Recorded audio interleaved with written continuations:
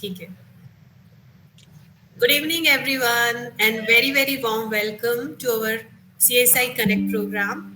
And I'm Savita Shekhawat, and your host for the day. और ये जो हमारी जो सीरीज हैं हमने रिसेंटली स्टार्ट की थी. रिसेंटली तो नहीं कहेंगे, बीच में हमने थोड़ा ब्रेक भी लिया था. और इन सीरीज में हम लोग दो चीज़ें करते हैं. काफ़ी बार हम डॉक्टर्स को बुलाते हैं और उनसे जो भी जानकारी और जो भी इंफॉर्मेशन हमें मिले अवेयरनेस के लिए, लोगों के बेनिफिट के लिए, वो हम करते हैं. और दूसरी इंटरेस्टिंग सीरीज में हम उन पेशेंट्स को बुलाते हैं जो इस कैंसर की जर्नी से निकले हैं, जिन्होंने ये ट्रीटमेंट लिया है या ले रहे हैं, और उनकी वो स्टोरी सुनते हैं जिससे हमें और बाकी पेशेंट्स को काफ़ी कुछ सीखने को मिलता है. एक इंस्पिरेशन मिलती है, एक होप मिलती है इस बीमारी से लड़ने की कि देखें, ये लोग जो इस बीमारी से निकले हैं, जब वो इससे निकल चुके हैं तो हम भी निकल पाएंगे. ये जो होप होती है एक पेशेंट के लिए, हम सभी लोग जानते हैं कि कितनी कितनी मायने रखती है. कि एक वो हल्की सी हमें स्पार्क, हल्का सा कुछ चाहिए होता है कि नहीं नहीं हम भी निकल लेंगे. और उसी सीरीज में हम लोग बुलाते हैं पेशेंट को. और उसमें आज हमारे साथ हैं अल्पना नारायण जी और उनके हस्बैंड हैं विपिन जी, हमारे साथ हैं. दोनों ये चीज़ है, अपनी जो भी ये जर्नी है ये हमारे साथ शेयर करेंगे. उससे पहले थोड़ी सी जो डिटेल है वो इस ग्रुप के बारे में. CSI cancer survivor in India, ये हमारा जो है फेसबुक ग्रुप है. It was started by Savan Vishwakarma in 2015 and with the objective of supporting cancer patients and cancer giver. वो खुद हैं, वो ब्लड कैंसर सर्वाइवर रहे हैं.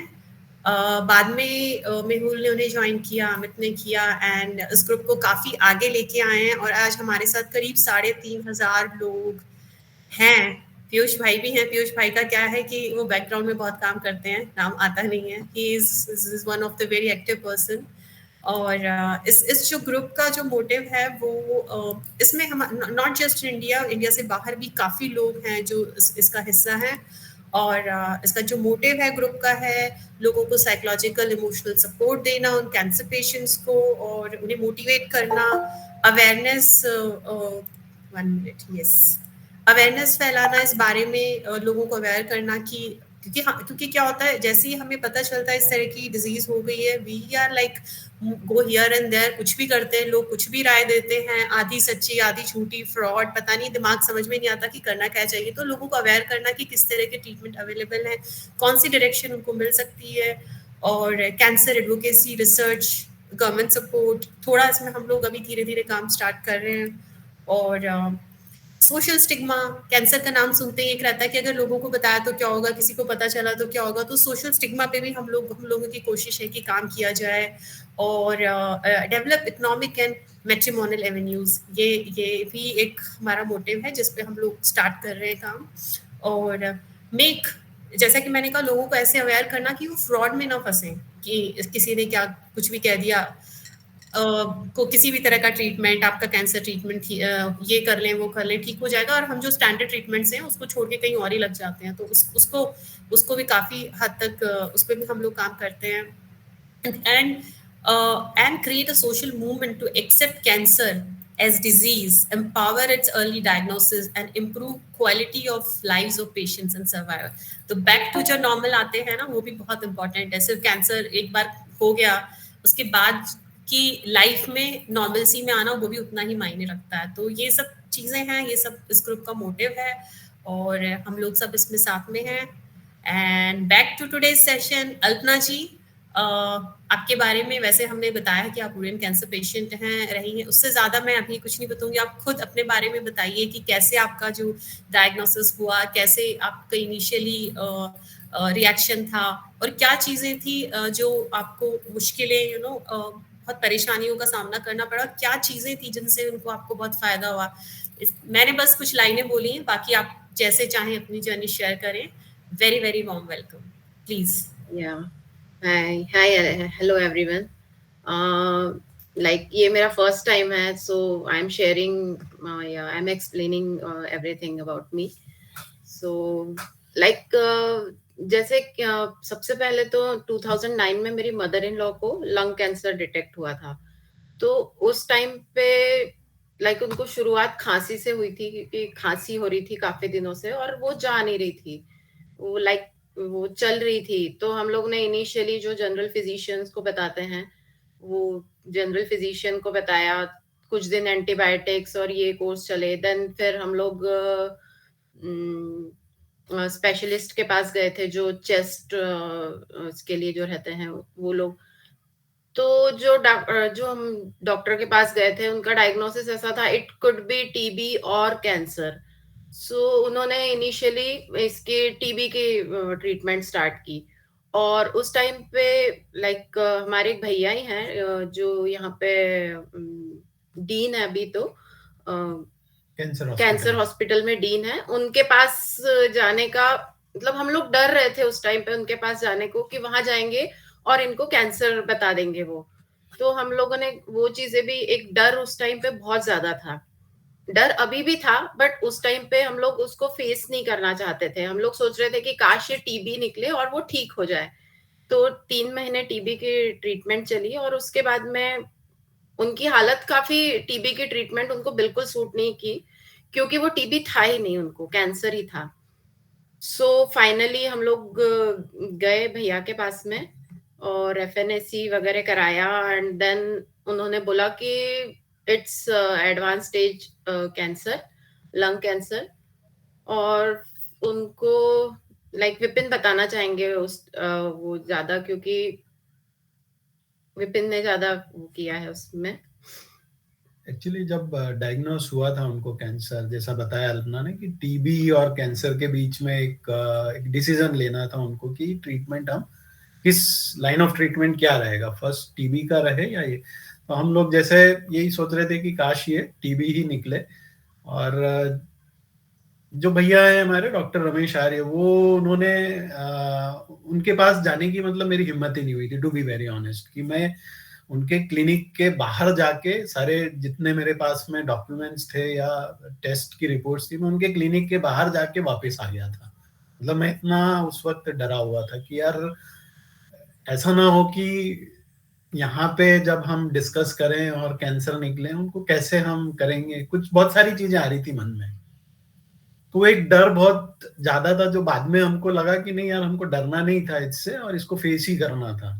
एक वो था। दूसरा, बहुत से लोगों से हमने डिस्कशन भी किया, काफी लोग मतलब जो रिलेटिव्स भी थे, आसपास के लोग भी थे और फ्रेंड्स भी थे, तो उनके डिसीजंस कुछ मतलब उनके इससे हमें और ऐसा लग रहा था कि हम और नेगेटिव ज्यादा सोचने लग गए थे कि यार ये मतलब तो क्योरेबल नहीं होगा। और हमने उसके बाद में भी सेकंड ओपिनियन और 2-3 डॉक्टर्स से इसके ओपिनियन लिए जाके, लेकिन वो सब की भाई सर्वाइवल इसका 6 to 8 months, आप मतलब लाइफ स्पान मतलब आप सोच लो कि 6 to 8 months ही है।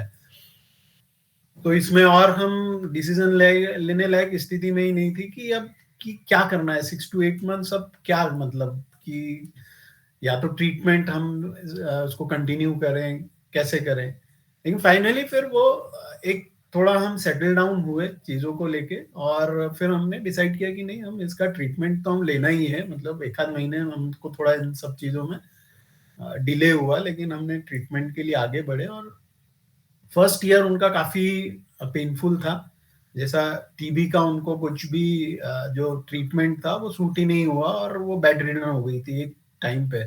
और उस टाइम पे हमको भी ये लगने लगा कि नहीं यार, अभी तो काफी चीजें हम छोड़ चुके हैं और वी आर सो लेट, तो अब कुछ नहीं। लेकिन फिर भी एक थोड़ा हिम्मत भी रखनी थी, और उनको भी ये आराम देना था कि नहीं यार, आप ठीक हो गए। उनको हम काफी चीजें करने की कोशिश कर रहे थे, लेकिन फर्स्ट ईयर हमारा निकला तो हमें थोड़ा सा कॉन्फिडेंस आया कि नहीं, अभी इसमें और चीजें हो सकती है। मतलब हमको डॉक्टर्स ने जो बोला था कि 6 to 8 months miracle can happen, तो हम उस चीज पे और थोड़ा हम फोकस किए, और ट्रस्ट भी हमारा जो ट्रीटमेंट चल रहा था उस पर थोड़ा और डेवलप होते गया। और इसके साथ में मतलब उन्होंने फिर अगले 2 साल उन्होंने काफी अच्छे निकाले। उनको भी कॉन्फिडेंस आया कि नहीं, मतलब ऐसा नहीं है कि ये चीजें ठीक हो रही है और इस तरीके से। लेकिन तीसरे साल के बाद में जब 3 साल निकल गए, चौथे साल में फिर से उनको थोड़ी सी तकलीफें हुई। और वो सिर्फ जो, क्योंकि 6 to 8 months जो बोला जा रहा था वो इसलिए कि क्योंकि उनके लंग्स के साथ में लीवर, स्टमक और राइट फुट जो थम था उनका नीचे, वो टो में भी उनको मेलिग्नेंसी थी वहां पे, तो इसीलिए वो 6 to 8 months का उनको जो टाइम पीरियड जो हर डॉक्टर जो बोल रहे थे वो इसी की वजह से एक बोल रहे थे। और लेकिन धीरे धीरे ट्रीटमेंट शायद कुछ ऐसा था, उनका विल पावर भी था और कुछ इस तरीके से चीजें निकलती गई। लेकिन बाद में जब वो एक टाइम के बाद में 3 साल के बाद में फिर से उनको कुछ खांसी हुई और फिर रेडिएशन की बातें सामने आई कि हम रेडिएशन देना ही पड़ेगा कि नॉर्मली। फिर उसके बाद में उनके लंग्स में पानी वगैरह कुछ हुआ, उसके बाद में वो काफी डेटोरिएट होने लग गई और साल भर उनका काफी पेनफुल था। मतलब एज ए केयर गिवर भी अगर मैं बोलूँ तो even I can not see her in that situation. हम लोगों के लिए भी बहुत पेनफुल था और उनके लिए तो नो डाउट वो बहुत ज्यादा पेनफुल था। और फिर विजिटर्स भी थे जो बहुत आते थे और नेगेटिव बातें, अरे रे रे रे ऐसा, इस टाइप की नेगेटिव बातें करते थे। सिंपैथी और ये सब वो थोड़ा सा मुझे ऐसा लगता था कि उस वक्त ना तो वो इस मोड में रही होंगी कि भाई इतनी ज्यादा सिंपैथी, क्योंकि वो सेल्फ डिपेंडेंट थी, हमेशा खुद का काम खुद ही करना और उनको वो चीज लेना बहुत भारी पड़ रहा था कि यार मेरे लिए इन लोगों को इतना करना पड़ रहा है। तो वो एक पेशेंट के अंदर वो भी रहता है, एज ए पेशेंट वो भी सोच रही थी और हम भी मतलब इन चीजों को अवॉइड करने की कोशिश करते थे कि नहीं उनको ये ना लगे कि हम उनकी सिंपैथी कर रहे हैं या उनको कुछ उनके लिए कुछ कर रहे हैं। बट 2012 में she passed away, but again वो एक एक्सपीरियंस ही था, लर्निंग एक्सपीरियंस ही था हमारे लिए भी। फर्स्ट टाइम किसी को घर में इस तरीके से देखना, उसका ट्रीटमेंट, उनका पूरी जर्नी जो 4 साल उनका कैसा निकला, और काफी लर्निंग्स भी थी। और सारा चीजें इंदौर में, हम लोग इंदौर के ही हैं तो इंदौर में ही सब कुछ हुआ था।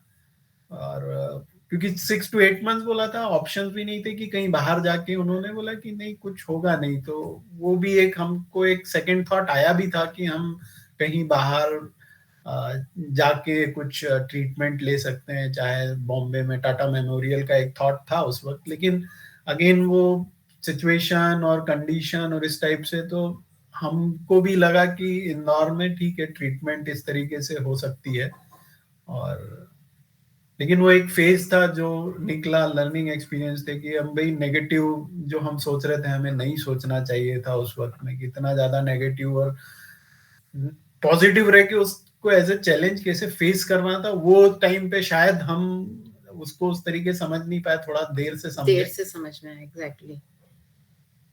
तो शायद उनको भी इस टाइप के काउंसलिंग या ऐसा पॉजिटिव एनवायरनमेंट मिलता तो वो भी अच्छे से उसको फेस कर पाती। जो उन्होंने जो मतलब जिस तरह का उनको पेन तो हुआ ही होगा, बट इमोशनल सपोर्ट हम लोग थोड़ा दे पाए, क्योंकि हम लोग भी इमोशनली बहुत वीक हो गए थे उस टाइम पे। हम लोग की भी ऐसी वो मतलब फर्स्ट टाइम फेस किया था ये चीज, तो हम लोग भी नहीं वो कर पाए। देन इयर्स पास्ट, हमारे 10 साल निकले एंड देन हम लोग 2019 में अहमदाबाद शिफ्ट हुए। उसके बाद में जब अहमदाबाद शिफ्ट हुए तो कुछ 1 साल निकला होगा, उसमें बीच में मतलब हम लोग को ज्यादा अहमदाबाद में भी हम लोग ज्यादा कुछ जानते नहीं थे। 1 साल निकला एंड देन कोविड स्टार्ट हो गया था, तो हम लोग लॉक्ड ही थे। तो सितंबर 2020 अराउंड मुझे थोड़ा कुछ प्रॉब्लम होने लगी थी कि लाइक मुझे एसिडिटी और ये प्रॉब्लम काफी चल रही थी, बट मैं कई बार डॉक्टर के पास जाती थी, एंटासिड्स और ये सब मेरा मतलब ले लेती थी। सो एज सच मुझे और कोई सिम्टम्स नहीं थे। जो मेरे पीरियड्स थे वो बहुत रेगुलर थे, 28 डेज साइकिल थी, तो वो मेरी लास्ट तक, मेरा सर्जरी हुई तब तक भी 28 मतलब 28 डेज पे आ जाता था। तो उस वे में मैं भी बहुत सोच नहीं पाई। बट सितंबर में मैं एक बार गई थी फिजिशियन के पास कि मुझे प्रॉब्लम हो रही है थोड़ी, तो हॉट फ्लैशेस वगैरह आते थे। तो जो मेरे फिजिशियन थे वहां पे, जो हम लोग ने ऑब्वियसली सब सर्च ही किया था, तो उन्होंने बोला था आप एक बार गायनेकोलॉजिस्ट को बता दो, because it could be because of menopause और प्री मेनोपॉज के सिम्टम्स भी हैं ये, और आपको ब्लोटिंग वगैरह भी होती है, तो ये भी हो सकता है, तो आप बता देना। बट अभी कोविड चल रहा है तो इतनी अर्जेंसी नहीं है, आप थोड़ा रुक के भी बता सकते हो। लाइक अभी आपको ज्यादा एक्सपोज नहीं होना है, तो आप एक बार थोड़ा सा कोविड का ये वेव्स कम हो जाए तो आप बता देना। तो फिर ऐसे ही 2-3 महीने फिर उसके बाद निकल गए, ठीक ठाक, ओके ओके सब चल रहा था, एसिडिटी हो रही है, पेन कुछ ले रहे हैं टाइप ऑफ, ऐसे कुछ बिग सिम्टम्स ऐसे कि बहुत स्टमक एक और इस तरह का नहीं, एसिडिटी ब्लोटिंग खाने के बाद मुझे होती थी। तो मैं भी कभी रिलेट नहीं कर पाई कि ये कुछ कैंसरस कुछ होगा या इस तरह का।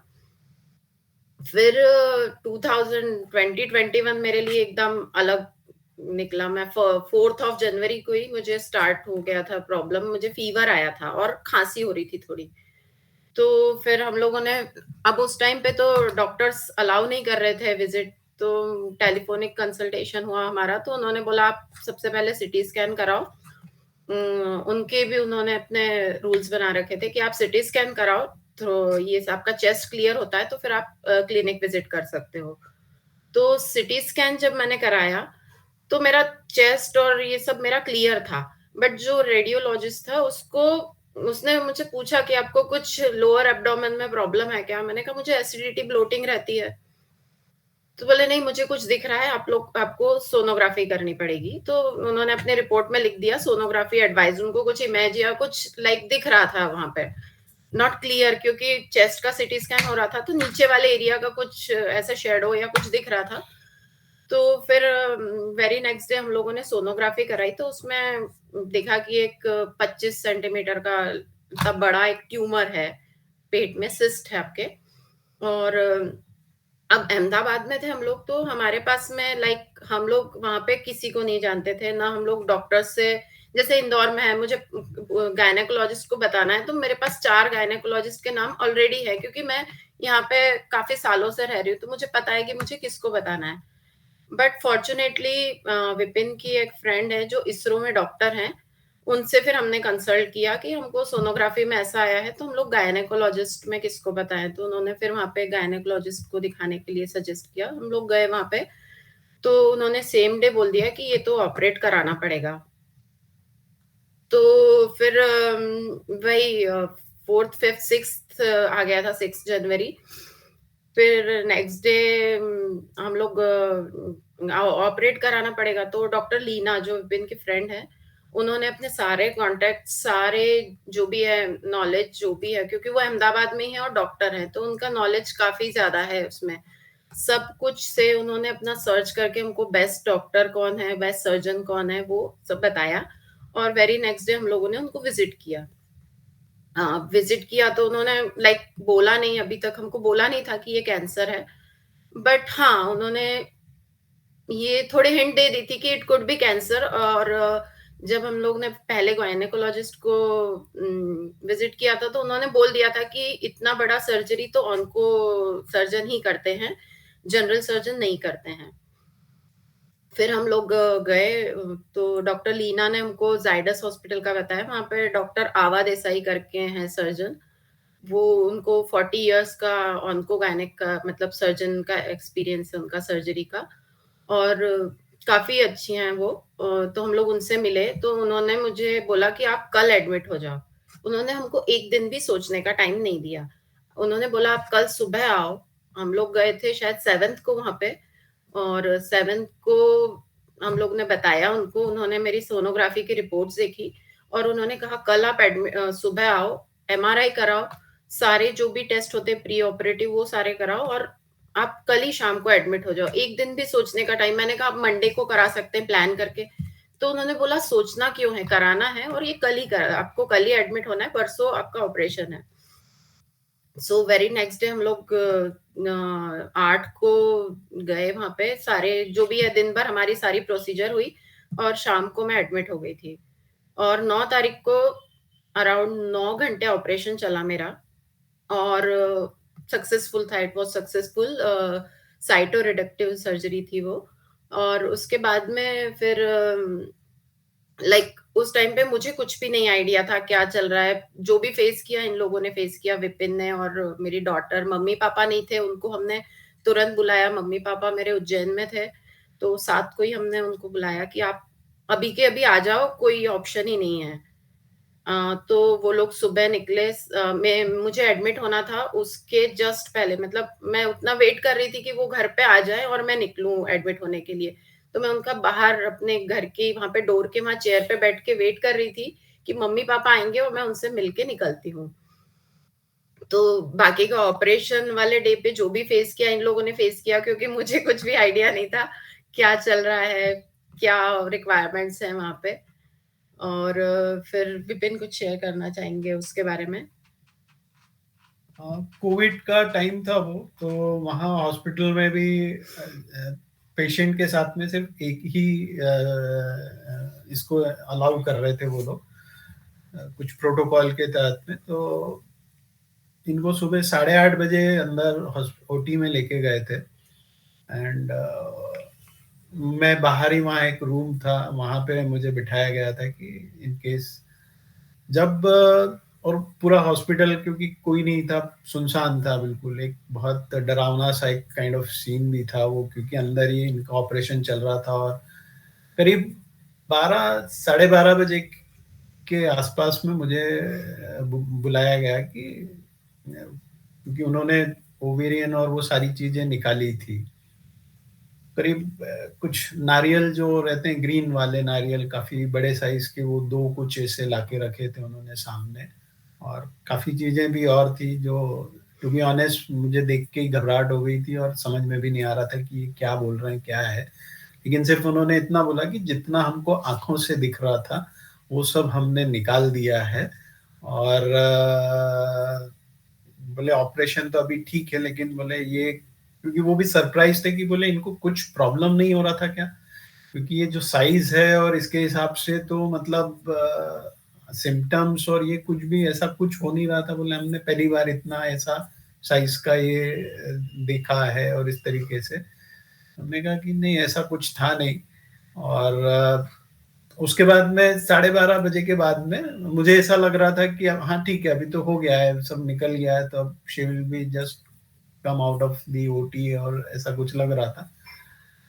लेकिन धीरे धीरे टाइम बढ़ते गया, मुझे लोगों के फोन भी आने लगे जिन जिनको भी पता था, मदर इन लॉ के भी फोन आ रहे, क्या हुआ, क्या चल रहा है, क्योंकि उनका अलग, वो घर पे थे, उनको कुछ पता नहीं चल रहा, मुझे भी इतना आइडिया पता नहीं चल रहा था कि क्या है, क्योंकि 12:30 बजे मैंने बता दिया था कि ये सिचुएशन है, ऐसा हुआ है।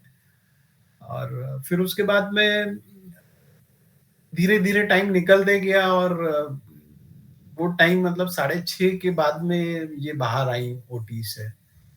तो वो एक बहुत ऐसा जा रहा था टाइम कि एक एक मिनट, एक एक घंटा, कि यार ये क्या हो क्या रहा है, अभी तो हो गया ऑपरेशन, अभी क्या है। फिर बीच में उन्होंने ब्लड के लिए भी बोला कि यार ब्लड चाहिए होगा, तो वो एक अलग था, लेकिन वो अरेंज हो गई चीजें। लेकिन वो एक जो टाइम था काफी मेरे लिए भी एक, और जिन जिनको पता था उन लोगों के लिए भी, कि जिनका भाई इनका ऑपरेशन चल रहा है, वो बड़ा पेनफुल था। बहुत सारे थॉट्स आ रहे थे कि क्या हो रहा होगा अंदर, अभी हो गया है लेकिन अभी क्यों और रखा है इतना टाइम। लेकिन फिर फाइनली 6:30 बजे के आसपास में ये बाहर आई, और इनसे तो बोलते भी नहीं बन रहा था, सिर्फ कि क्या है, कुछ समझ में भी नहीं आ रहा था इनको। लेकिन फिर चीजें थोड़ी जब देखा तो थोड़ा सा मुझे भी एक लगा कि हाँ नहीं, शी इज नाउ ठीक है, दिख रहा है अभी सामने है तो। और मैंने कुछ पूछा था इनसे कि कैसा लग रहा है, तो मतलब दर्द हो रहा है, और बस इसी टाइप से कुछ चीजें बोली थी इन्होंने। और वो लहराती हुई आवाज एक थी, क्योंकि शायद वो दवाइयों का असर और उस टाइप का। लेकिन फिर ज्यादा देर तक नहीं अलाउ किया, और फिर इनको डायरेक्ट आईसीयू में एडमिट किया कि 24 आवर्स ऑब्जर्वेशन में कुछ रखेंगे करके। और फिर इनको वहां पे रखा, और मुझे बोला कि आप घर जाओ बोले। तो मुझे भी थोड़ा सा ऐसा लगा कि यार घर, बोले कि देखो आपको मिलने नहीं दिया जाएगा, और रूम में भी उन्होंने कि रूम आपका अभी नहीं है, मतलब ठीक है, मतलब अभी क्योंकि आईसीयू में तो रूम हम देते नहीं, अलॉट नहीं करते हैं। वो टाइम पे भी एक ये था कि घर जाना है तो कैसे जाना है, घर पास में था हालांकि वहां से, लेकिन इनको ऐसे अकेले छोड़ के। लेकिन डॉक्टर आए, उन्होंने मुझे समझाया कि बोले कि देखो आपको इनका ध्यान रखना है, तो आप you should be fine. I mean ये नहीं कि आप इनके चक्कर में, आप भी कोविड का भी टाइम है, कहीं एक्सपोज हो जाओगे, और वो सब चीजें समझाई। फिर बोले कुछ होगा, बोले आपका घर पास में, हम आपको कॉल करेंगे और आप आ सकते हो, मतलब 5 to 10 मिनट्स का टाइम है आपके पास में, आप आ सकते हो, इतना वो नहीं है, आप भी रेस्ट करो ऐसा। देन वो वो जो रात थी वो काफी मेरे लिए भी डिफिकल्ट थी, और मदर इन लॉ और जो भी घर पे थे उन लोगों के लिए भी यार, कि घर पे क्यों भेजा, मतलब वो काफी सारे क्वेश्चंस थे कि ऐसा क्या है क्या नहीं है। और लेकिन सुबह जल्दी से फिर उनका फोन आया, क्योंकि ये बोलने लग गई थी तब, मुझे मतलब थोड़ा होश आ गया था, और वो मुझे बोले, जो वहां पे जो भी थे नर्स वगैरह, वो बोले डॉक्टर आने वाले। मैंने कहा मेरे हस्बैंड को फोन लगाओ, अभी पहले उनको बुलाओ, डॉक्टर के आने के पहले वो आना चाहिए। तो मैंने खुद ने नंबर बताया, तो मुझे उतना उतना थोड़ा सा सेंसेशन आते जा रहा था। देन फिर थोड़ा रिकवरी स्टार्ट हुई। 2-4 दिन उन्होंने वहां पे सब मेरा डाइट और ये सब, मतलब 1 वीक रखा, और फिर देन मेरा कीमोथेरेपी के लिए बता दिया। जब मैं 2 वीक बाद उसके स्टिचेस निकलवाने गई, तब उन्होंने बोला कि आपको कुछ कीमोथेरेपी दी जाएगी। तब तक रिपोर्ट्स भी आई चुकी थी मेरी बायोप्सी की, तो 4th ग्रेड कैंसर बताया था, 4th ग्रेड ओवेरियन कैंसर था। सो फिर कीमो स्टार्ट हुई। तो ये जो स्ट्रगल था अभी तक का, वो अलग था कि मैं, क्योंकि अभी तक हम लोग को सोचने का कुछ टाइम नहीं मिला था। जब से हमको पता चला था ऑपरेशन होना है, और ऑपरेशन हुआ 4 से 5 दिन में सब हो गया था, तो हम लोग को बहुत सोचने का या उसी के बारे में सोचते रह के बहुत नेगेटिव होने का टाइम नहीं मिल पाया था। कि हम बस नेक्स्ट डे डॉक्टर के पास जा रहे हैं, घर आ रहे हैं, तो उसमें हम लोग फिजिकली भी थक रहे थे, और हम लोग को नींद भी आ रही थी, तो हम लोग बहुत सोच नहीं पाए। तो अब मेन जो स्ट्रगल अब आगे स्टार्ट होना था, क्योंकि एक तो हम लोग ने मदर इन लॉ के टाइम पे जो फेस किया था, वो मुझे बिल्कुल फेस नहीं करना था। कि लोग आ रहे हैं, मुझे सिंपैथी दिखा रहे हैं, और मेरी मदर अकेली, मतलब उस टाइम पे क्या हो गया था कि कोविड और इसकी वजह से हेल्पर्स भी कम थे, तो मेरी मदर कर रही थी। मेरी मदर वो खुद ही 66 की थी उस टाइम पे, तो वो कर रही है, और मैं उन पे पूरी तरह से डिपेंडेंट हूँ, और कोई और विजिटर्स आए वो हम लोग बिल्कुल अफोर्ड नहीं कर सकते थे उस टाइम पे। डॉटर मेरी 10th में थी, उसकी एग्जाम होनी थी, तो हम लोग कोई विजिटर्स अफोर्ड नहीं कर सकते थे। तो हम लोगों ने बहुत लिमिटेड लोगों को बताया था कि मुझे कैंसर है, और जितने लोगों को बताया था उसमें से मेरा जिससे बात करने का मन होता था, मैं उसी से बात करती थी। नॉट लाइक कि सबके फोन आ रहे हैं, कैसी है क्या है, मैं किसी से बात नहीं करती थी। मैंने सिर्फ मेरे जो फ्रेंड्स थे, या जो जिनसे मुझे लगता था कि हाँ से हाँ कुछ मुझे, मतलब मुझे इनका बुरा नहीं लगेगा या नेगेटिविटी नहीं आएगी, जहां पे मुझे लगता था जरा सा भी कि मुझे इनसे बात नहीं करनी है, तो हम लोगों ने सोच लिया था, मैंने घर में सबको बोल दिया था, मैं किसी से बात नहीं करूंगी। मैं सिर्फ जिनसे मुझे पसंद था बात करना, या जिनसे मुझे अच्छा लग रहा था कि ठीक है, जो मुझे में पॉजिटिविटी दे रहे थे, वो उनसे बात करती थी। और इस टाइम पे डॉक्टर लीना, वो बिल्कुल मिरेकल जैसे, मतलब हम लोगों के लिए भगवान बन के आई थी। क्योंकि उन्होंने एक तो पहले सारे डॉक्टर्स और ये सब हम लोग के लिए अहमदाबाद में ढूंढना, फाइंड, और ये सब किस हॉस्पिटल में कराना है क्या है, ये हमारे लिए बिल्कुल इम्पॉसिबल होता। ये शायद इंदौर में भी हम लोग होते तो इतना प्रॉपर, इतना वो नहीं कर पाते, क्योंकि हम लोग खुद करते। वो बीइंग अ डॉक्टर, उन्होंने सब हमारे लिए जो ढूंढ के, या जो भी है उनके कॉन्टेक्ट से जो किया, वो मतलब वो हमारे लिए भगवान बन के आई थी। उनकी वजह से ऑपरेशन स्मूथली हो गया, सक्सेसफुल हुआ। जो मेरी सर्जन है वो बहुत पॉजिटिव, उन्होंने मुझे, जब मैं स्टिचेस निकलवाने गई थी, तो वो मुझे बोलती है एवरीथिंग इज फाइन, बस कुछ इंजेक्शंस लगेंगे। तो फिर मैंने पूछा कीमोथेरेपी ना, तो बोले हाँ, आप इसके लिए डॉक्टर मिथुन शाह और इनसे मिलो। एंड देन तो मुझे लाइक, आप सर्जन से बात कर रहे हो, उन्होंने ऐसा हम लोगों को दोनों को नहीं डराया था। नहीं तो जनरली डॉक्टर्स ये भी डरा देते हैं कि इतना बड़ा ट्यूमर है ये। उन्होंने ये जरूर बोला था कि आपको देर नहीं करनी है। देर क्यों करनी है आपको, सर्जरी तो आपको आज ही करनी है, कल ही करनी है। बाकी एंड मोमेंट तक, मतलब जब तक सर्जरी हो भी नहीं गई तब तक भी नहीं डराया था। उसके बाद भी जो 7 दिन हम लोग थे वहां पे, रिपोर्ट्स बायोप्सी की आनी बाकी थी, उन लोग को शायद पहले ही इसमें समझ में आ जाता है कि ये कैंसरस है। बट वो लकीली डॉक्टर्स और वहाँ का स्टाफ एंड हॉस्पिटल सब बहुत अच्छा था। सो इससे हम लोग आ गए। एंड देन फिर हमारा रियल स्ट्रगल चालू हुआ, जो कीमोथेरेपी के साइड इफेक्ट्स, और जो वो 3-4 महीने होते हैं जब आपको लोग बहुत अप्रोच करने की, क्योंकि मैं वर्किंग हूँ तो मेरे ऑफिस में बात पूरी तरह से फैल चुकी थी। बहुत कॉल्स आ रहे थे, मैंने किसी के कॉल नहीं अटेंड किए। क्योंकि मैंने बहुत लाइक मदर इन लॉ के केस में हम लोगों ने ये सब चीज़ें इतनी फेस की थी, हम लोग बिल्कुल भी इस तरह की चीज़ें बार-बार नेगेटिविटी नहीं झेलने के मतलब उस टाइम पे नहीं थी हमारी कंडीशन कि हम कोई भी नेगेटिव बातें झेल सकें। क्योंकि मैं देख रही थी कि मेरी डॉटर है, उसका पूरा करियर बाकी है, मेरी मदर है जो मेरे लिए इतना पॉजिटिवली सब कर रही है, यदि मैं यहाँ पे अपनी होप्स छोड़ दूँगी, तो फिर वो लोग मेरे लिए इतना पॉजिटिवली कर रहे हैं कि ये ठीक हो जाएगी। इधर ये विपिन भाग-दौड़ कर रहे हैं, सब कर रहे हैं कि सब उससे कर रहे हैं और यदि मैं उस टाइम पे होप्स छोड़ देती या मैं रोने लग जाती या ऑब्वियसली वो जैसे पता चलता है तो एक पहला थॉट तो यही आता है कि कैंसर है तो उसके लिए हम लोग डरते ही हैं। बट यही सब चीज़ें देख के कि सब लोग बहुत पॉजिटिवली अपने अपने साथ में हैं, तो मैंने अपनी होप्स नहीं छोड़ी थी। मतलब बहुत कम हमारे ऐसे सेशंस होते थे, एक आध बार हम लोग मतलब ऑब्वियसली एक बार तो रोना बनता है, आता ही है रोना उतना पता चलता है तो।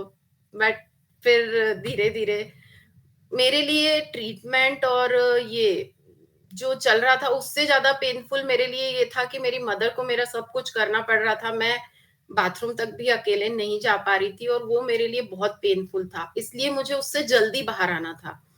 तो एक मैं ये सोच के चल रही थी मैं जितना जल्दी इससे बाहर निकलूँगी उतना मेरी मदर को और विपिन को और मेरी डॉटर को मम्मी-पापा आए थे उन लोग को कम तकलीफ होगी।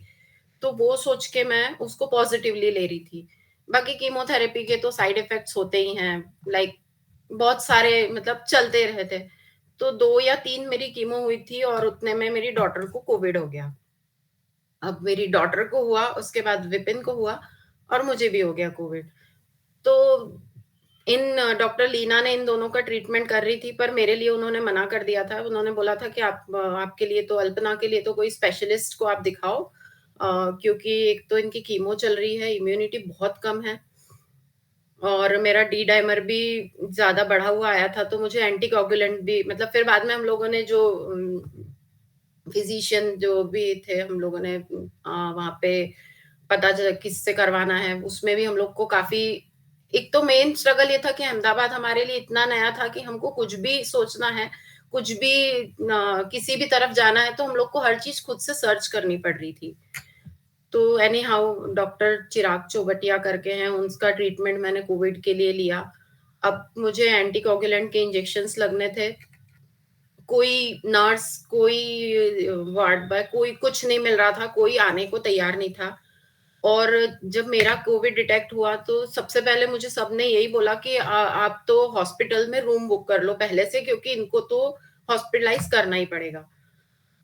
बट हम लोग मैं, विपिन दोनों अपने-अपने क्योंकि हम लोग तीनों अब कोविड पेशेंट थे और हम तीनों अलग-अलग रूम में थे और मम्मी हम लोग की टेक केयर कर रही थी। वो रूम के सबके रूम के बाहर खाना रख रही थी, नाश्ता रख रही थी। वो एक बहुत डिफिकल्ट टाइम था हमारे लिए। अब लोग सब अपने-अपने दोनों अपने-अपने रूम से डॉक्टर्स को फ़ोन लगा रहे थे, हॉस्पिटल बुक करने के लिए, पर कोई हॉस्पिटल सेकंड वेव में कोविड की कोई हॉस्पिटल हमको मिल नहीं रहा था। बट फिर हमारे जो डॉक्टर है उन्होंने कहा कि अभी हॉस्पिटलाइज़ेशन की ज़रूरत नहीं है, आप ट्रीटमेंट स्टार्ट करो। फिर एंटीकोगुलेंट देने थे तो उसके लिए भी कोई नहीं मिला। फिर वीडियो कॉल पे मैंने डॉक्टर से सीखा कि एंटीकोगुलेंट इंजेक्शंस कैसे खुद से लेने हैं। देन मुझे 4-5 दिन तक तो ऐसा था कि मैं बोल भी नहीं पा रही थी क्योंकि मुझे इतनी ज़्यादा खाँसी थी, मैं एक शब्द या मुझे किसी को आवाज़ भी लगानी थी तो मुँह से ही नहीं निकल रहा था। फिर वही व्हाट्सएप पे ही कुछ प्यास लग रही है तो व्हाट्सएप पे मैं इनको बता रही हूँ, फिर ये मम्मी को बोल रहे हैं क्योंकि मम्मी के पास टाइम नहीं था कि व्हाट्सएप चला के देखें कि इसको क्या चाहिए।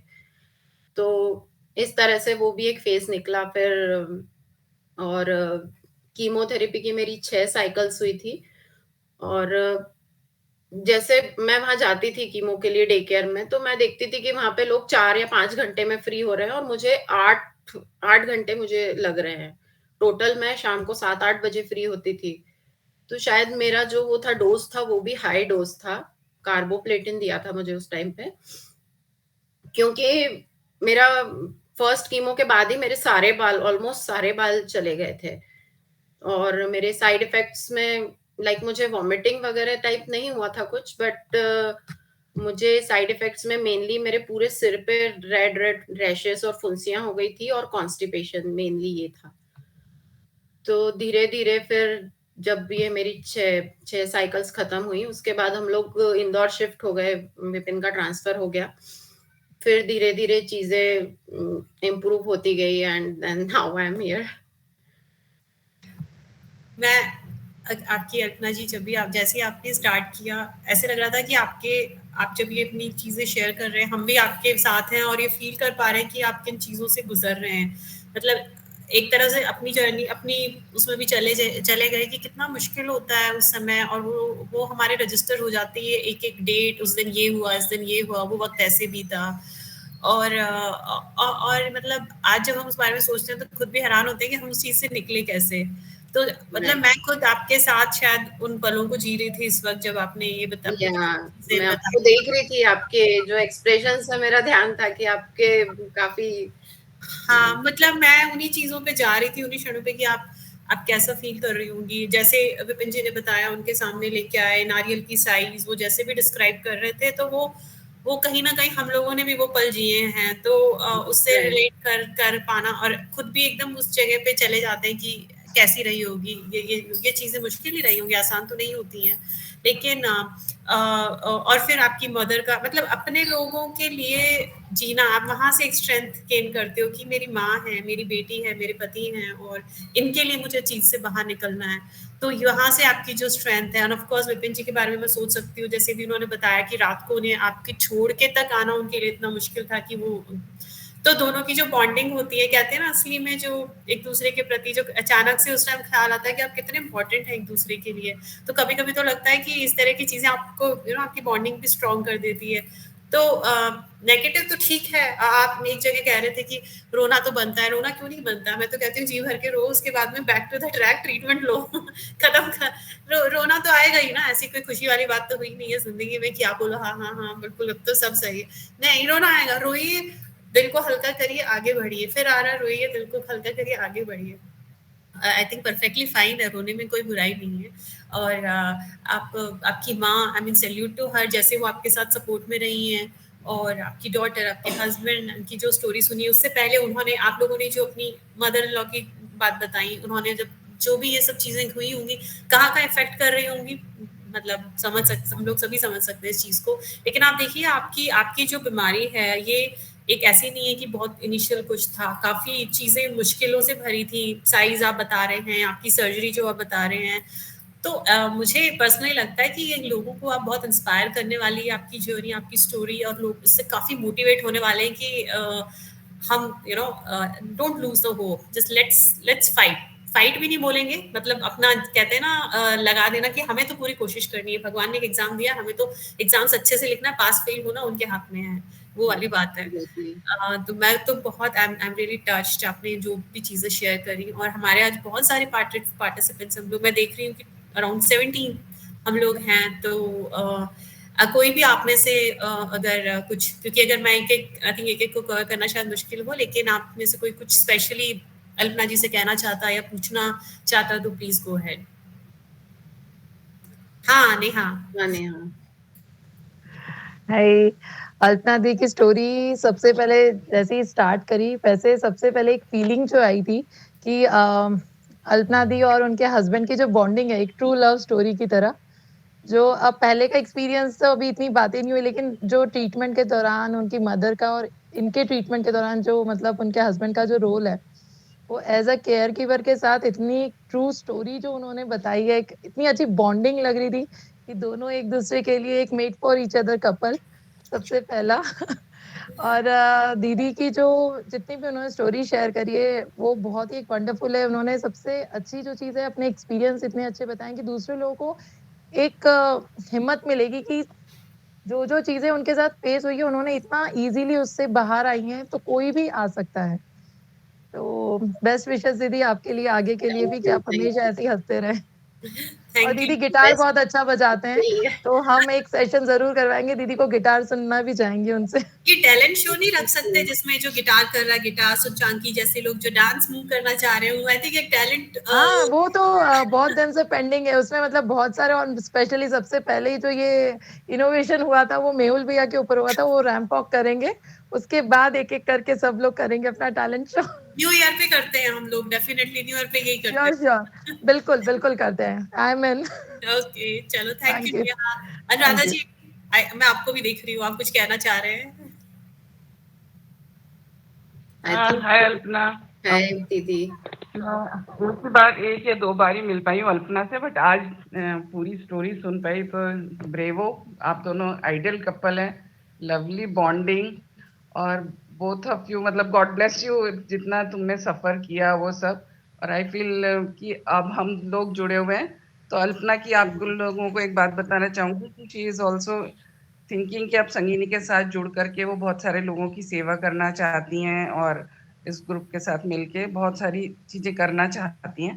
तो ये मतलब बीमारी के बाद जैसे हम कहते हैं ना, जिंदगी की अपने को इम्पोर्टेंस पता चलती है कि अब भाई ठीक है, जितना समय था हो गया, पर अब हमारे अच्छे कर्म हमको बहुत अच्छा सा वो देंगे। तो अल्पना ने बहुत बहुत ज्यादा रिक्वेस्ट की है मेरे से कि अब मेरे को भी जरूरी मदद करनी है, सबकी काउंसलिंग करनी है, हेल्प करनी है। तो वेरी इस नाइस, बारे में और मैं एक अच्छा बात लगा, मैं आज बोलना पूरी चाहूंगी। डिटेल में तुम्हारी इसके लिए जी। मुझे मेनली ये है कि मैं जब से अहमदाबाद से आए, साल हो गया मेरा ट्रीटमेंट का। मैं मतलब मेरे मन में सिर्फ ये आता था कि मुझे दूसरी लाइफ मिली है एक तरह से, क्योंकि वो बहुत मेजर ऑपरेशन था। मैं उसके बाद में कीमो और इससे मुझे जो दूसरी लाइफ मिली है, मुझे उसको अच्छी जगह कहीं यूज करना है। मैं बहुत बाकी तो मैं बहुत ज्यादा ऐसे कुछ कर नहीं, मतलब एक तो अपनी फिजिकली भी लिमिटेशंस बढ़ जाती हैं कि मैं फिजिकली एक्सर्शन और वो सब भी लिमिटेशंस अपनी इतनी बढ़ जाती है, तो मुझे ऐसा कुछ तो करना ही है। लाइक कुछ तो अपने को मिला है, तो उसका पर्पस कुछ भगवान ने कुछ सोच के ही अपने को दूसरी लाइफ दी है, तो उसके लिए मुझे कुछ करना है, इसलिए मैं संगिनी से जुड़ी हूँ।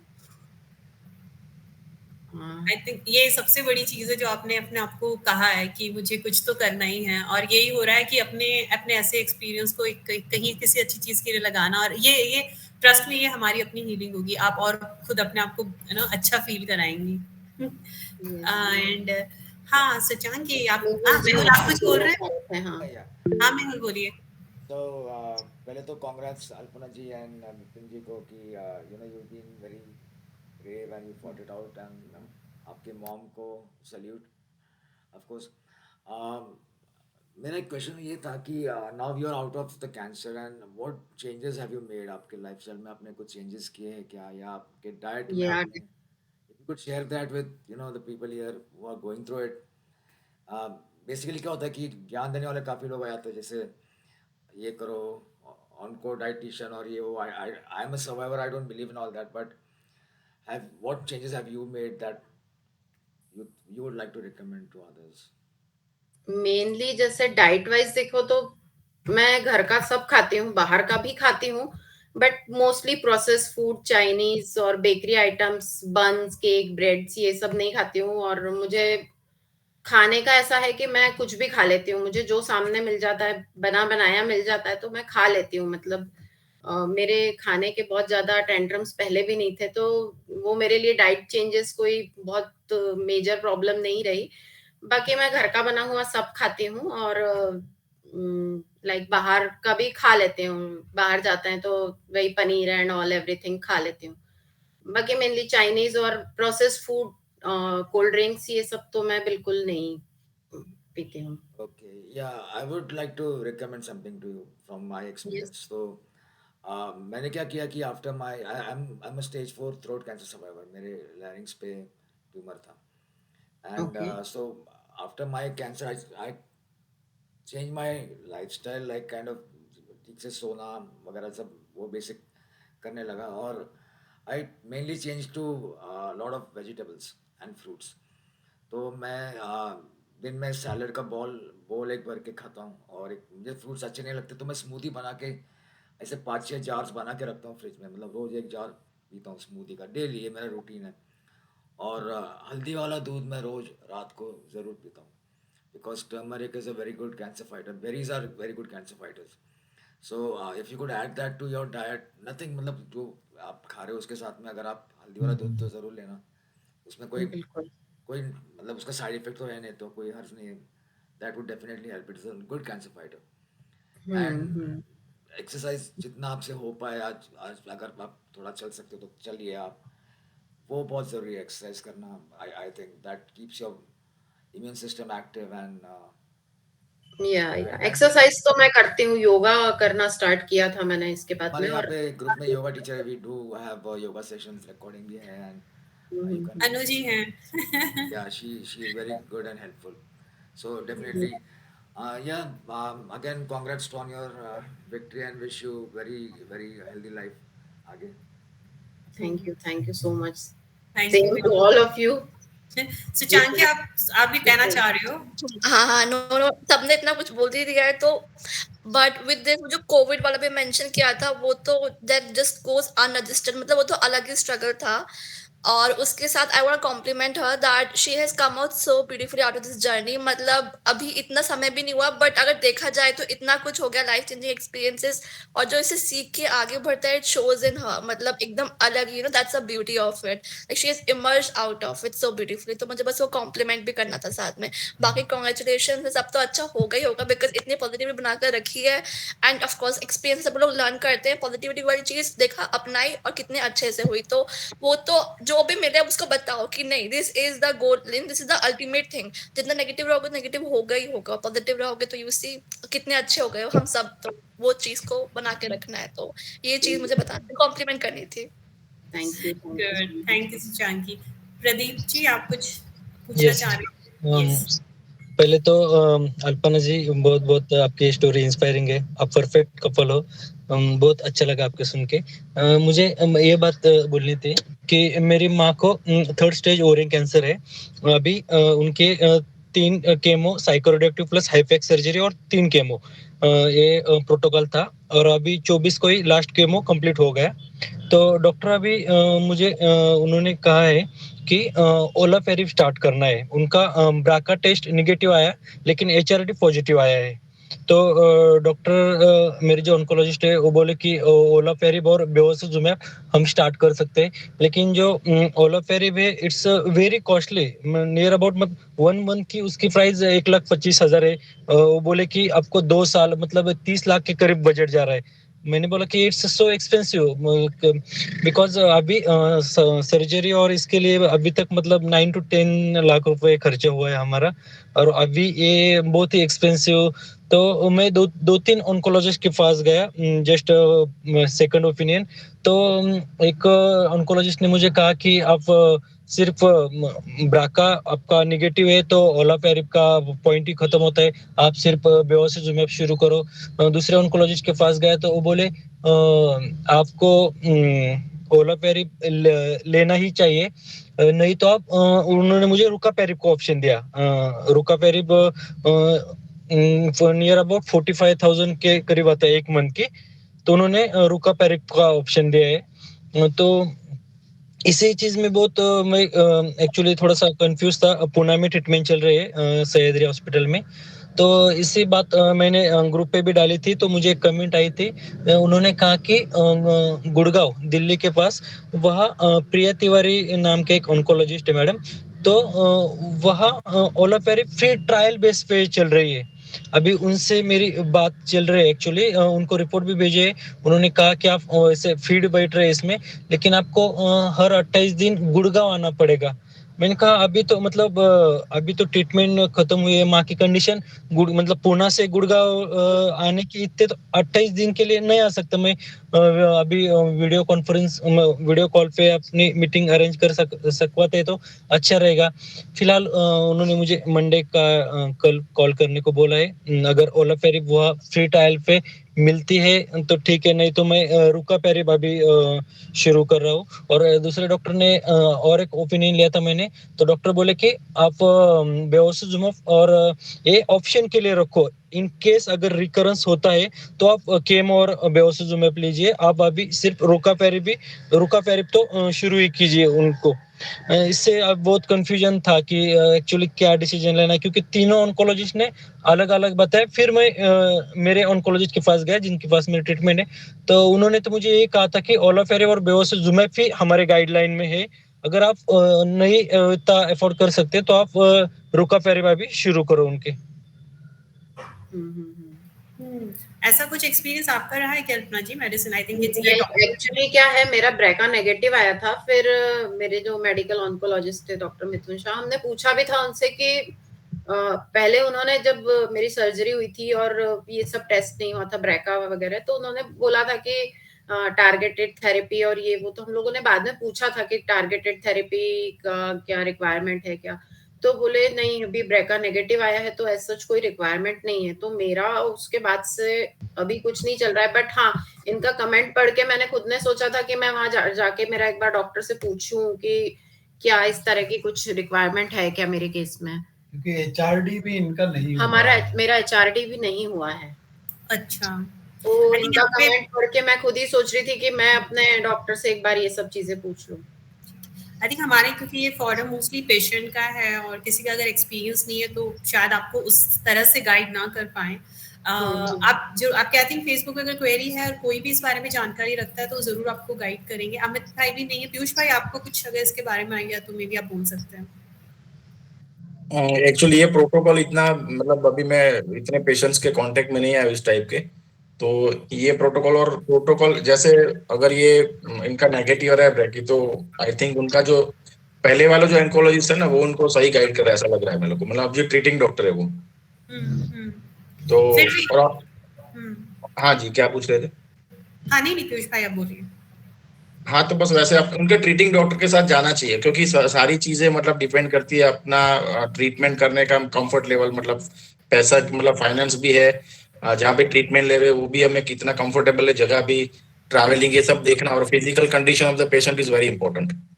तो अभी जहाँ पे इनका ट्रीटिंग डॉक्टर जो इनको एडवाइस करे वहाँ इसके साथ जाना चाहिए, ऐसा लग रहा है मेरे को। हाँ प्रदीप जी, देखिए मेडिकली तो यहाँ पे कोई डॉक्टर नहीं है जो आपको बेस्ट बता पाएगा। बस हम जरूर अल्पना जी का एक्सपीरियंस सुन रहे थे और आई एम श्योर अगर कोई डॉक्टर हमारे ग्रुप में होंगे और अगर आपने क्वेरी पोस्ट की है, हम लोग भी कोशिश करेंगे किसी से टच में आते हैं तो वो उसको रिस्पॉन्ड करें। बाकी पर्सनली आप मेडिकली सारे डॉक्टर से मिल रहे हैं और जैसे पीयूष भाई ने कहा है कि आपकी मदर की जो स्टेट है और आपका फाइनेंशियल स्टेटस जो है, उनका आना जाना, ये बहुत सारी चीजें आपको डिसीजन उस हिसाब से ही आप ले पाएंगे। Thank you for asking. एक और है ये स्वास्थ्य कैंसर, सॉरी आपका नाम नहीं आ रहा है, आप भी शायद आपने हैंड रेज किया, आप कुछ कहना चाह रहे हैं? नहीं कहना चाह रहे, ठीक है, कोई बात नहीं। और किसी को कुछ पूछना है? बपन जी, आपने पहली बार ज्वाइन किया, आप कुछ ऐड करेंगे? कैसा, मतलब आपके मन में कोई सवाल है अल्पना जी के लिए? नहीं, ये मेरा 2014 में हुआ था, मैं बहुत पुराना है। पुराने लोग ज्यादा इंस्पायर करते हैं। हाँ, यस। पुराना बहुत होप देते हैं। हाँ, जितने पुराने लोगों को देखो उससे होप मिलती है कि yes we can do it. हाँ, तो आपको तो बहुत चल के बताना चाहिए, मैं सबसे पुराना। आपको कितना साल हुआ? मेरा 2021 में। मेरा 2008 सविता जी को सर्जरी हुई। अच्छा, एक मिनट, शायद कंफ्यूजन हो रहा है, आप किससे पूछ रहे हैं बपन जी? आपको सविता जी को। अच्छा, मेरा 3 साल हुआ है। अच्छा। सब लोग हैं यहाँ, जो जितना पुराना है वो उतना इंस्पायरिंग है। मैं खुश होती हूँ कोई बोलता है 10 साल 20 साल का, वाह वाह वाह, मतलब है वो जिंदगी में है, हम आगे। तो अनुराधा जी भी बहुत होप देते हैं। एक और चीज मुझे ऐड करनी है कि जैसे जो पेशेंट के लिए जितना डिफिकल्ट है ना, उतना ही डिफिकल्ट फैमिली के लिए भी होता है। लाइक वही मेंटल ट्रॉमा सब लोग फेस करते हैं घर में।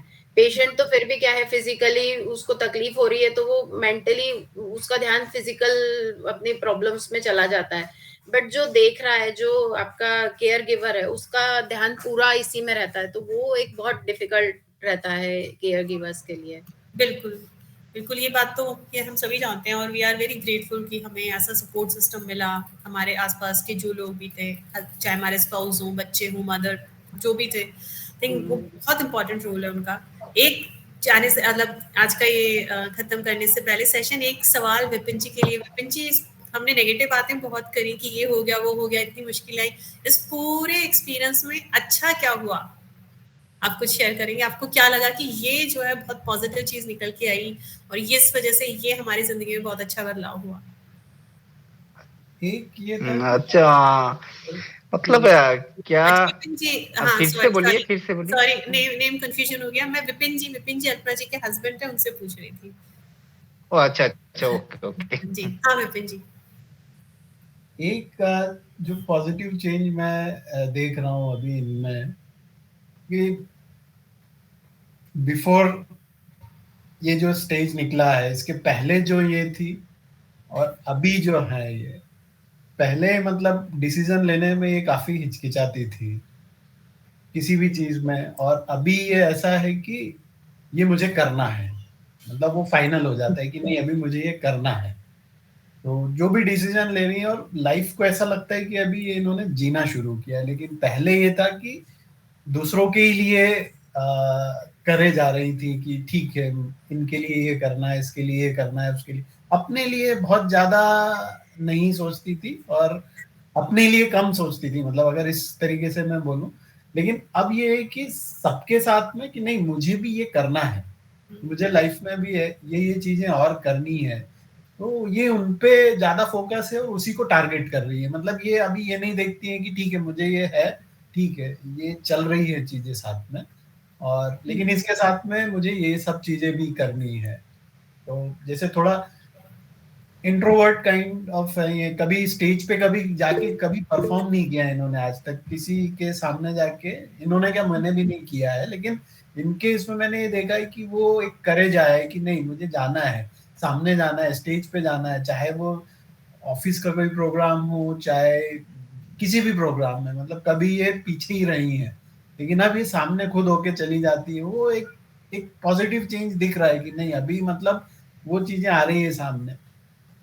तो एक ये पॉजिटिव तो लगा रहा है कि ठीक है दूसरों के लिए करना अभी कि ठीक है हमने अपने रिलेटिव्स इनके लिए, लेकिन अब सोशल होना भी एक जी वो है, तो ये अभी एक सोशल इसमें भी एक इन्वॉल्व होने लग गई है। तो एक वो काफी पॉजिटिव है कि ठीक है हमारा तो कर रहे हैं, क्योंकि जब मदर का हुआ था तो हमने एक यहाँ पे ही जो पंडित जी संस्थान है वहां पे हम थोड़ी फाइनेंशियली हेल्प कर दिया कर रहे थे कि ठीक है मतलब जो हमसे बन पड़ रहा है हम कर रहे हैं, लेकिन जाके मिलना और जी लोगों से बात करना, उनको एनकरेज करना, उनको अपने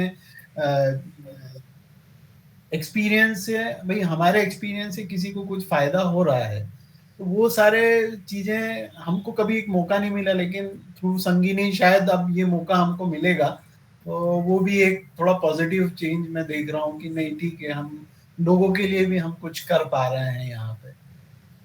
तो मतलब हर चीज उससे बुरी नहीं निकलती है, बहुत चीज हाँ अच्छी भी निकलती है, बस हमारा ध्यान वहां जाना चाहिए। हाँ और यही हम लोगों का मोटिव है ये सेशंस करने का कि अगर कैंसर हो गया है तो सब कुछ खत्म हो गया या सब कुछ बुरा हुआ, ऐसा नहीं है, इससे भी कुछ बहुत अच्छी पॉजिटिव चीजें निकल सकती हैं। वही वही हम लोग ढूंढते हैं हर स्टोरी में कि क्या क्या इसमें बेहतर निकला है। और अच्छा हम लोग क्लोज करें। अच्छा अनुराधा जी कुछ कहना चाह रही? हाँ बिल्कुल अनुराधा जी बोलिए। मेरे हिसाब से यही होता है कि real life begins after cancer. मेरी खुद की जर्नी में देखूं तो मैंने यही महसूस किया है कि उसके पहले जैसे जिंदगी, जैसे इन्होंने कहा विपिन जी ने, हम काटते हैं, पर जिंदगी जीना हम इसके बाद ही सीखते हैं। उसके पहले सिर्फ हम जिंदगी काट रहे होते हैं, पर उनका मूल्य समझने के बाद जिंदगी जीना सीख जाते हैं। बिल्कुल दैट्स इट। तो यही मैंने अभी अल्पना में देखा कि now she is so determined और इसको पता है, शी इज फोकस्ड कि ये मुझे करना है करना है तो करना है। यस यस यस बिल्कुल। मैं भी अच्छा और मुझे दिख नहीं रहा है, अगर कोई और कहना चाह रहा है क्योंकि मुझे सारे लोग नहीं दिख रहे हैं, तो प्लीज आप अनम्यूट करके बोल लीजिए। आई जस्ट सी कि कुछ और हुए। पीयूष भाई आपने तो कह लिया ना, आपका रेज हैंड ऐसे ही हो रहा है। मेरा एक बात बताना था। हाँ बोलिए। अल्पना जी, अभी आप क्या फॉलोअप के वगैरह के लिए अहमदाबाद जा रहे हो अभी फिर से? हाँ, मैं अभी लास्ट तब मेरा अक्टूबर ये इसमें जुलाई तक मैं एवरी 3 मंथ्स जाती थी। अभी मैं 4 मंथ्स में जा रही हूँ। अब मुझे नेक्स्ट मतलब वहीं पे मेरा फॉलोअप वहीं चल रहा है पूरा अभी भी। ओके, इसलिए मैंने बताया कि बेसिकली मैं गुजरात से हूँ। अहमदाबाद में जायडस के नजदीक में ही मेरा भाई का मकान, मतलब मेरा ही मकान है, वहीं पे रहते हैं। अगर आप जा रहे हो कहीं पे भी और आपको कभी भी कोई भी दिक्कत है अहमदाबाद में, तो आप मेरे को बता दीजिए, आपका सब कुछ अरेंजमेंट हो सकता है वहाँ पे। That's very nice of you, thank you. अभी एक्चुअली लेट हुई, अदरवाइज आपके ट्रीटमेंट के टाइम हम काफी एक दूसरे के कांटेक्ट में रह सकते थे, हेल्प कर सकते थे। बिल्कुल। लेकिन कोई बात नहीं, शायद ये सुन के पीयूष भाई और लोग सुनेंगे, अहमदाबाद वाले लोग आपके टच में आएंगे। अरे जितने भी आ जाए, मतलब ये फैमिली के लिए, मतलब ये अपने जो ग्रुप है ना, इसके लिए तो अपने अहमदाबाद में कुछ भी, बहुत सारे सोर्सेज भी है, लोग भी बहुत सारे जुड़े हैं अपने साथ, जी। तो कोई प्रॉब्लम नहीं नहीं, और है ना। और अहमदाबाद अच्छा सेंटर है अभी जायडस ट्रीटमेंट के लिए भी। अहमदाबाद अभी काफी एडवांस हो चुका है, बहुत एडवांस है और बहुत आई कैन से अफोर्डेबल भी है Zydus hospital. Yes yes, affordable and advance. मतलब अगर आप मुंबई का प्लान करें तो उसे पैसे काफी कम लगते हैं और ट्रीटमेंट उसके जैसा ही हो रहा है। बिल्कुल, ये मैंने भी मतलब फील किया है हम लोग ने कि गुजरात में मेडिकल काफी एडवांस हो गया है, काफी है एडवांस। और अल्पना जी, आपको खाने का शौक है ना, तो आप बिल्कुल पीयूष भाई के घर पे चाहिए। Yes yes, sure sure sure, no problem. और अभी भी हाँ, अच्छा मैं भूल नहीं जाऊँ, इनका सर्टिफिकेट मुझे प्रेजेंट करना है कहीं हम क्लोज करने पहले ही। तो अल्पना जी, हम लोग जो भी हमारे स्पीकर्स होते हैं उनको एक स्मॉल टोकन ऑफ अप्रिसिएशन अपनी तरफ as from the behalf of the group present करते हैं। तो मैं अपना स्क्रीन शेयर करूंगी, आप लोग बताइएगा अगर आप देख सके तो। मैं आपको ये ईमेल भी कर दूंगी, अगर आप चाहें तो व्हाट्सएप कर दूंगी। ओके,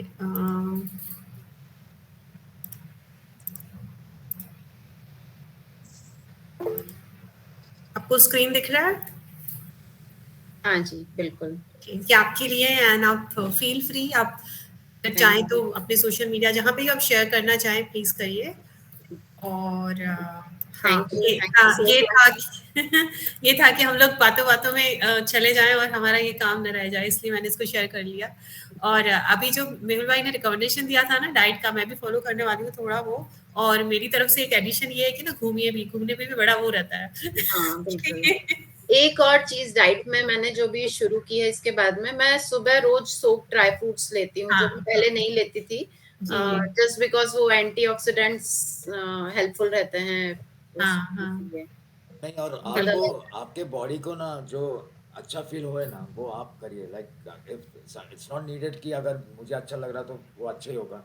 तो आप ट्रायल एंड एरर कर सकते हैं कि अच्छा ये खाने से मुझे आई फील बेटर ना। Your brain is your best doctor, your body. तो आपको बताएगा खुद ही कि आपको यू फील बेटर या नहीं। एंड देन डेफिनेटली ग्रुप में आप, you are in the group, you can always put up a post and ask questions. तो मैंने भी ऐसे ही ट्रायल एरर करके अभी जो अपनी गाड़ी यहाँ तक चली है तो चल रही है अभी, जो भी कुछ काम कर रहा है। So do that. सिंपलेस्ट फंडा है, जनरली वी से कि आप दिन भर में 9 कलर के फ्रूट्स एंड वेजिटेबल्स खाओ तो फुल ऑफ एंटीऑक्सीडेंट्स होते हैं, तो वो आसानी से हो जाता है। मतलब आप फ्रूट्स खा रहे हैं, सैलेड खा रहे हैं, 2 टाइम की सब्जियां, दाल और हल्दी जैसे ग्रीन, वो येलो तो आपको जाता ही है। तो अगर अल्पना जैसे हम लोग सोचते हैं कहाँ मेहुल भाई जैसे स्मूदी बनाएंगे, तो we can stick on vegetables these things also. चलिए, मतलब अभी हो गया 1 घंटा हमारा, तो हम लोग इसको क्लोज करेंगे। और एंड में बहुत बहुत धन्यवाद आप दोनों का।